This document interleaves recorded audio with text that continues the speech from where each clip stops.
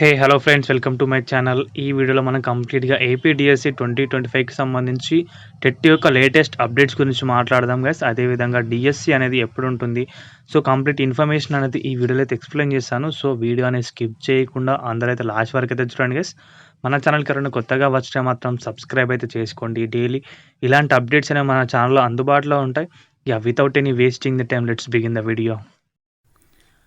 ఇక్కడ మనం కంప్లీట్‌గా డిస్కస్ చేసుకున్నట్లయితే గనక డీఎస్సీ అనేది ఎప్పుడు ఉంటుంది, అదేవిధంగా ఇంకొక టెట్ 2025కి సంబంధించిన టెట్ గురించి అయితే చాలామంది అభ్యర్థులు అయితే అడుగుతున్నారు. సో దాని గురించి కూడా అయితే మనం డిస్కస్ చేద్దామండి. ముందుగా డీఎస్సీ గురించి మాట్లాడుకుంటే కనుక డీఎస్సీ అభ్యర్థులకు సంబంధించి డీఎస్సీ ఎప్పుడు ఉండొచ్చు అనే అంశం గురించి అయితే మనం తప్పకుండా మాట్లాడదాం. డీఎస్సీకి అనేది నోటిఫికేషన్ తప్పకుండా ఫిబ్రవరి ఎండింగ్లో అయితే తప్పకుండా వస్తుందండి. వన్స్ నోటిఫికేషన్ అనేది వచ్చిన తర్వాత త్వరగా దానికి సంబంధించిన ప్రాసెస్ అనేది కంప్లీట్ అయిపోతుంది. ఎగ్జామ్స్ అనేవి మార్చ్లో ఉంటాయి. చాలామంది చెప్పిన అప్డేట్ ప్రకారం అయితే వన్స్ నోటిఫికేషన్ వచ్చినాక 15 డేస్కి ఎగ్జామ్ ఉంటుందని చెప్పారు. బట్ దానికంటే ముందు 45 డేస్ తర్వాత నోటిఫికేషన్ వచ్చినాక 45 డేస్ తర్వాత ఎగ్జామ్ ఉంటుందని చెప్పారు. సో దీంట్లో ఏదో ఒకటే జరుగుతుంది. తప్పకుండా ఆల్మోస్ట్ 15 డేస్ తర్వాత ఎగ్జామ్ ఉండే అవకాశాలు అయితే ఎక్కువగా ఉన్నాయి. నివేదిక అనేది ఆల్మోస్ట్ ఫిబ్రవరిలో సమర్పిస్తారు. నివేదికకు సంబంధించి కంప్లీట్ ఇన్ఫర్మేషన్ అనేది సో ఫిబ్రవరి ఎండింగ్లో నోటిఫికేషన్ లేదా మార్చ్ ఫస్ట్ వీక్లో నోటిఫికేషన్ అయితే వచ్చే అవకాశం ఉంది. సో మార్చ్లోనే ఎగ్జామ్స్ కూడా అయితే పెడతారు. డిఎస్సికి సంబంధించి కంప్లీట్ ఇన్ఫర్మేషన్ అయితే ఇది గైస్. అదేవిధంగా మనం మాట్లాడితే కనుక చాలామంది అభ్యర్థులు అయితే మనకు పర్సనల్గా అయితే మెసేజ్ అయితే చేస్తున్నారు.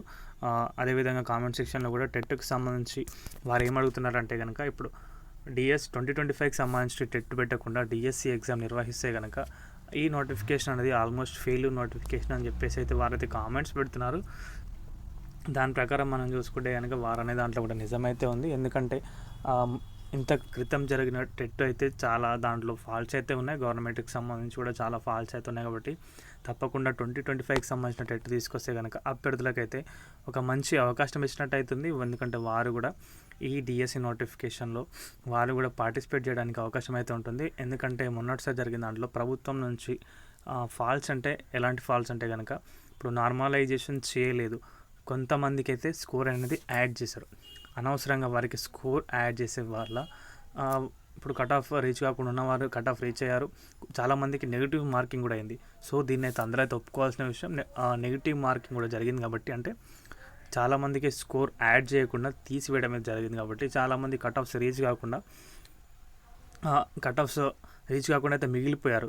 చేసి అందరికీ చేయాలి, బట్ కొందరికి చేసి ప్రభుత్వం కొందరికి యాడ్ స్కోర్ చేయడం వల్ల అభ్యర్థులకైతే ప్రభుత్వం నుంచి నష్టం జరిగింది. కాబట్టి తప్పకుండా ఈ 2025కి సంబంధించిన టెట్ నిర్వహించి ప్రభుత్వం ఆ తప్పును సరిదిద్దుకోవాల్సిన అవసరం ఎంతైనా ఉంది. కాబట్టి తప్పకుండా 2025 టెట్ అనేది ప్రభుత్వం కండక్ట్ చేసే కనుక అభ్యర్థులకైతే ఒక మంచి అవకాశం ఇచ్చినట్టు అవుతుంది.